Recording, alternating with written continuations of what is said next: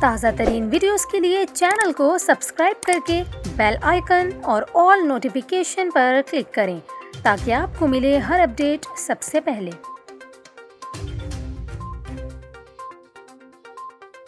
اور ابھی آپ کو اہم خبر سے آگاہ کریں، ملک میں ذی الحج کے چاند کو دیکھنے کے لیے مرکزی رؤیت ہلال کمیٹی کا اجلاس کراچی میں ختم ہو گیا ہے۔ اس اجلاس میں اعلان کیا گیا ہے کہ ملک کے کسی بھی علاقے سے چاند کی شہادتیں موصول نہیں ہوئیں، لہٰذا عید الاضحیٰ اب 21 جولائی بروز بدھ کو ہوگی۔